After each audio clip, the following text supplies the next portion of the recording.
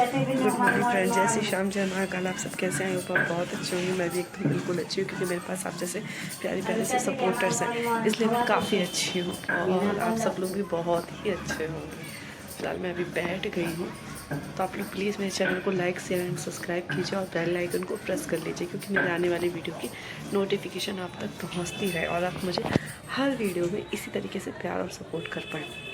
फिलहाल अभी मैं इवनिंग का समय है और आज दिन है फ्राइडे और मैं भी अपने ब्लॉग की शुरुआत कर रही हूँ क्योंकि आज मुझे कुछ टाइम नहीं मिल पाया, कहीं मैं गई हुई थी। आज थी मेरी 125 की तारीख, तो आज मैं फिर कोर्ट गई थी इस बात को लेकर। पता नहीं कितनी तारीखें लगती, मैं तो तारीख कर करके मैं थक चुकी हूँ।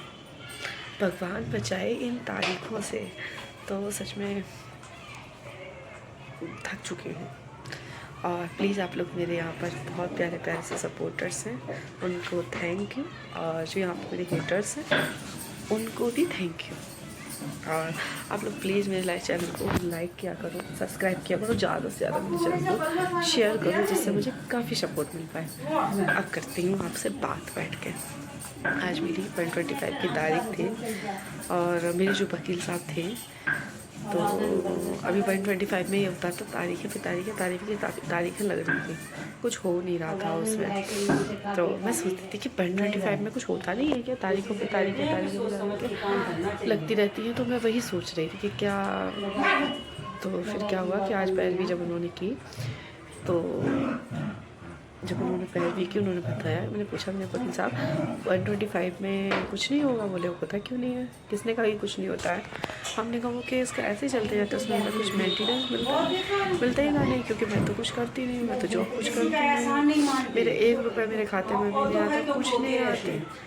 तो मैं वैसे यही सोचती हूँ, तो बस मैं वैसे यही सोचती हूँ कि मेरे पास कुछ आय के साधन भी नहीं है, कुछ भी नहीं है, तो कुछ ना कुछ तो मुझे मिलना चाहिए। तो मैं सोचती हूँ, फिर उन्होंने कहा नहीं, एक्स पार्टी ऑर्डर होगा। फिर उन्होंने ना 125 का उन्होंने कहा अगली तारीख पर मैं एक्सपायरी करवा दूँगा। तो अभी मेरी जो नेक्स्ट तारीख जो लगी हुई है वो लगी है अभी 10 दिन बाद की, होली से पहले की लगी हुई है, तो शायद 28 तारीख लगी हुई है। और बस इसी तरीके से क्या क्या है, गुस्सा और बात ही नहीं कर पाए। क्या हो गया? डंडा उठाओ। किस लिए? काय के लिए डंडा उठाओ? तुमने मटर छीली और सारी मटर फैल गई है? हमें इतनी गुस्सा आ रही, तो तुमने सारी मटर फैला क्यों दी? हमने फैला दे।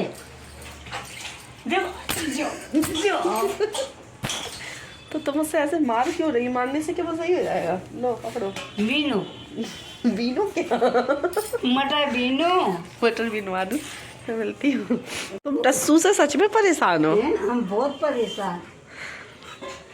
क्या कर रहे टस्सू? टस्सू, नानी परेशान क्यों है तुमसे? परेशान है बाबू से।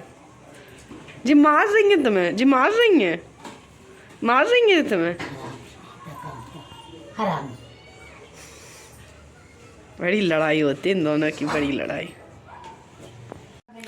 उनकी और टस्सू की लड़ाई हो पड़ी थी, जिसको अभी सुलझाने बैठना पड़ा।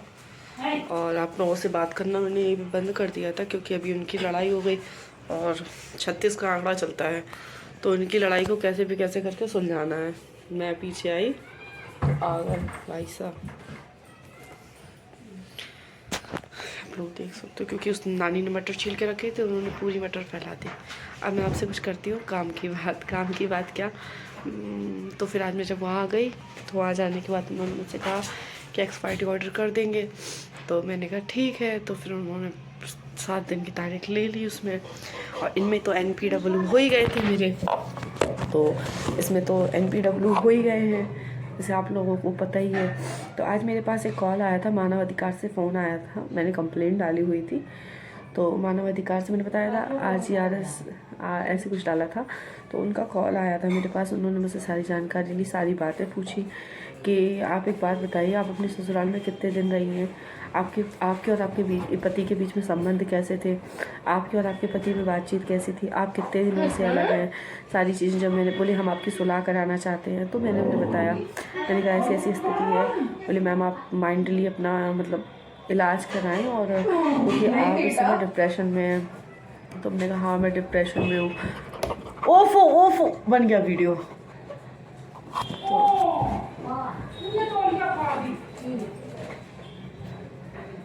अब इन लोगों की लड़ाई वगैरह सुलझाने के बाद बस खत्म है। फिर बस हमने आपको बताया हुआ था कि मेरे पास मानवाधिकार से फ़ोन आया, मैंने सारी बातें बताई। कोई भी व्यक्ति ये नहीं कहता कि हाँ वो इंसान सही है, जिससे भी अपनी बात अगर रखो तो वो यही बोलते। और सबसे बड़ी बात पता, मेरे जो जज साहब है ना, वो मतलब काफ़ी एजदार हैं, और उन्होंने पता क्या कहा मेरे तुरंत, बोले कि वो पति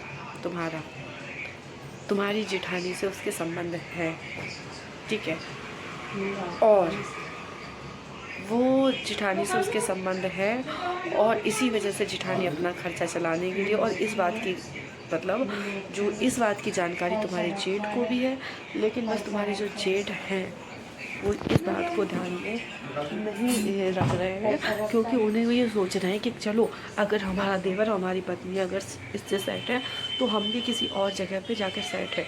अगर हम अपनी पत्नी की कीचड़ उछालेंगे तो कहीं ना कहीं हमारा खर्चा कैसे चलेगा। अब भाई एक औरत दो लोग हैं, तो मेन बात ये है, तो जब घर की औरत ही घर के मतलब अपने देवर को रखे हुए है तो ऐसे कैसे हो सकता है, आप ही बताइए। एक म्यान में दो तलवार कैसे रह सकती है। और फिर मैंने ये इल्ज़ाम तब नहीं लगाया जब मैंने केस किया था, मैंने ये इल्ज़ाम जब लगाया जब मेरे पास एविडेंस आया, फ़ोटोज़ आई। और सबसे बड़ी बात है आपको एक चीज़ और मैं बताऊँ, मैंने जब मैं 125 के लिए आज कोर्ट गई तो मैंने अपने अब बोले, उन्होंने कहा आपके हस्बैंड करते क्या हैं, तो मैंने कहा मेरे हस्बैंड मुझे नहीं पता क्या करते हैं, लेकिन सर मेरे पास एक चीज़ है जो मैं आपको दिखाना चाहती हूँ। उन्होंने कहा क्या चीज़ है आपके पास, तो मैंने ये बोला कि मेरे उस वाले मोबाइल में, मैंने उनसे ही बोला कि सर मेरे पास कोई एक चीज़ है जो मैं आपको दिखाना चाहती हूँ। उन्होंने क्या दिखाना चाहती हैं, तो मैंने बस यही बोला कि सर मेरे हस्बैंड के पास एक आर्मी का लेटर था, और वो जो आर्मी का जो लेटर था वो मैं आपको बता दूं, जब कोई ज्वाइनिंग मेरे हस्बैंड पे 2018 में गैंगस्टर लग गया था। 2018 पे गैंगस्टर लगने के बाद 2018 पे गैंगस्टर लगने के बाद मेरे हस्बैंड ने एक चीज़ बनवाई, जिसका जिक्र मैंने अभी तक नहीं किया, लेकिन आज मेरे पास सामने आ गया, सो मैंने उस चीज़ का जिक्र किया। एक मिनट दिखाती हूँ मैं आपको।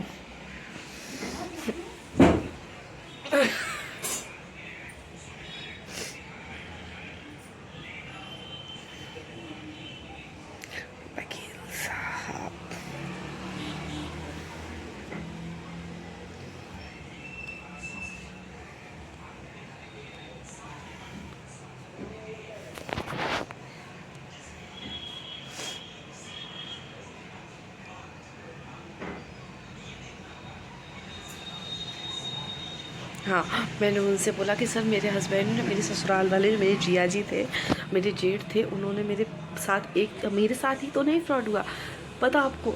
मैंने उनसे ये बोला, मैंने ये जज साहब से ये बोला कि सर मेरे साथ फ्रॉड हुआ होता तो चलो ठीक है, मैं आपको एक चीज़ बताऊं, एक चीज़ और है इस केस में। बोले क्या करते हैं आपके हस्बैंड। हमने कहा सर मुझे 2 कार्ड दिखाए गए थे, एक जिंदल कंपनी का दिखाया गया था, एक बोला था कि ये जिंदल कंपनी में पहले जॉब करते थे, और एक दिखाया गया था मुझे आर्मी का लेटर।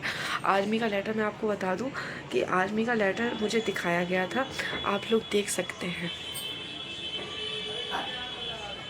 नहीं दिख रहा है, वो देख सकते हैं, मैं बैक कैमरे से दिखाती हूँ। आर्मी का लेटर दिखाया गया था, आप देख सकते हैं, गवर्नमेंट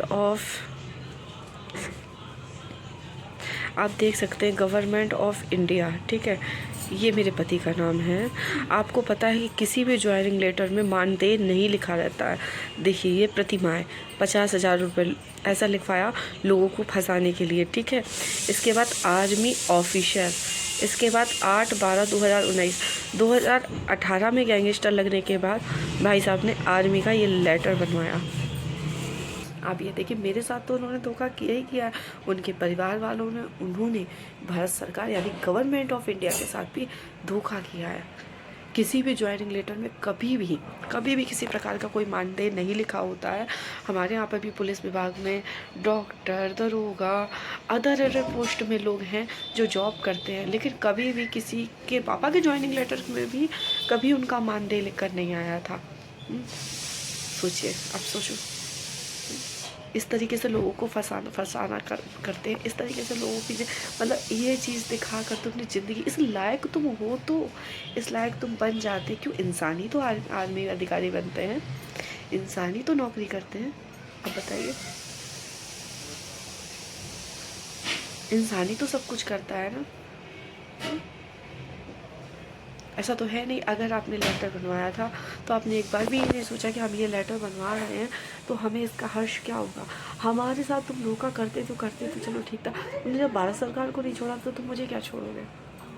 मैं तो ये चीज़ सोचती हूँ कि जब तुमने भारत सरकार को नहीं छोड़ा तो तुम मुझे क्या छोड़ोगे। इस तरीके से इन्होंने इतनी धोखाधड़ी, इतना फ्रॉड करने के बाद अभी भी इन्हें तसल्ली नहीं आती और अभी भी झुकने की तो कोई भी बात नहीं है। अरे भाई, शादी करके गई हूँ, ऐसे थोड़ी ना छोड़ दूँगी तुम्हें। शादी करके गई हूँ और तुम अगर गाड़ी भी दुकाने की कोशिश करोगे, सामान भी दुकाने की कोशिश करोगे, तुम्हारे नाम पर जो कुछ भी होगा उस पर मेरा अधिकार है और जीवन भर रहेगा। तुम अगर गाड़ी को दूसरे पे भी ट्रांसफ़र करोगे तो वो जो पहले इंसान पे वो था मैं वो भी करके निकलवा लूँगी, वो भी करके निकलवाऊँगी कि सर इसके नाम पे गाड़ी थी, इसने केस होते ही दूसरे को इसने अपने भाई के नाम पे गाड़ी कर दी या किसी। और मुझे पता है कि उससे ज़्यादा उसका भाई चाहता, तो क्यों तुम अपने ही बिछाए जाल पर फंसते जा रहे हो। तुमने मेरे लिए गड्ढा खोदा तो तुमने मेरे लिए जाल बिछाया था ना। खाटू वाले श्याम ने ना तुम दोनों भाई, तुम्हारे पूरे परिवार के लिए जाल बिछा दिया। इसीलिए कहते हैं कि कभी किसी के लिए जाल नहीं बिछाना चाहिए। मेरे लिए खोदा गया कुआं, तुम आज उस गड्ढे के तुम खुद शिकार हो गए हो।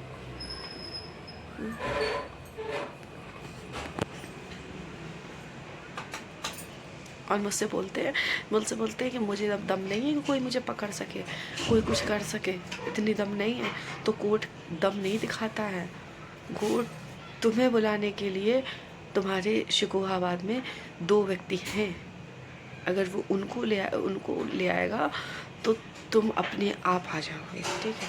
अगर उनके दरवाजे पे कुर्की का नोटिस चिपक जाएगा तो तुम अपने आप आ जाओगे, कोई दिक्कत नहीं है, क्योंकि हमारा जितना भी रुपया पैसा धन दौलत सब वहीं गया था। और मैंने जो कहा है उसे मैं करती ज़रूर हूँ, चाहे 10 दिन बाद करूँ, 15 दिन बाद करूँ। अगर आज NPW का आदेश हुआ है तो कुर्की का भी आदेश होगा। मैं जज साहब से हर एक परिस्थिति तक जाऊँगी, क्योंकि मुझे न्याय चाहिए। मुझे तुम सबसे नहीं, मुझे अपने नंदोई से जवाब चाहिए कि उन्हें सब कुछ पता होते हुए भी उन्होंने मेरे साथ क्यों ऐसा किया। अगर तुम्हारा साला ऐसा था, सब था, तो जब मैंने तुमसे पहली बार कहा था कि जिया जी एक गलत लड़कियों के साथ है, तो तुमने क्या कहा था कि खबरदार, हमारे घर में ऐसा सब कुछ होता है। और इस मेरे बल्ला के लिए तो लोग चेकें करते हुए रखे थे। ये बात हकीकत है कि तुम्हारा बल्ला ऐसा था कि लोग उसके लिए चेकें नहीं, हमसे ये तुरंत बोलते हैं कि लोग तुम्हें पता है तुम इतने पैसों की घोष मत दिया करो। जो मैंने शिकायत करी पहली बार शादी होकर गई मेरी, भाई जिया जी ऐसे ऐसे करते, तो कह रहे तुम ज़्यादा पैसों की धौप मत दिया करो। ये जो मेरा साला है ना, इसके लिए लोग मेरे दरवाजे पर चेक लिए खड़े रहते थे, और वो खा जाए अपने बेटी की कसम कि उन्होंने ऐसा नहीं कहा। इस तरीके से मुझे पता है क्या जो इंसान, जो परिवार, गवर्नमेंट ऑफ इंडिया को कहाँ से आया ये लेटर। जब क्या गौरव ने तो दिखाया नहीं होगा, दिखाया तो उसके भाई ने होगा, उसकी बहन ने होगा, उसके पापा ने दिखाया, मतलब उसके भाई ने, भाभी ने दिखाया होगा। आप लोग सोचो मेरे साथ कितना बुरा होगा। पर मैं छोड़ूंगी किसी भी हालत में नहीं, किसी भी हालत में नहीं छोड़ूंगी। मैं हाई कोर्ट तक ये सारी बातें रखूँगी। और आपको पता है कि भगवान क्या देर है अंधेर नहीं है। अब वो घड़ी आ गई, अब वो समय आ गया है जब मुझे इंसाफ मिले। मिलते हैं नेक्स्ट वीडियो के साथ। इस वीडियो को यही एंड करते हैं। थैंक्स फॉर वॉचिंग एंड आप लोग मुझे बहुत सपोर्ट करो, मुझे आपके सपोर्ट की बहुत ज़रूरत है। प्लीज़ प्लीज़ प्लीज़ मेरे चैनल को सब्सक्राइब कर ले। Thanks, bye and good night, take care.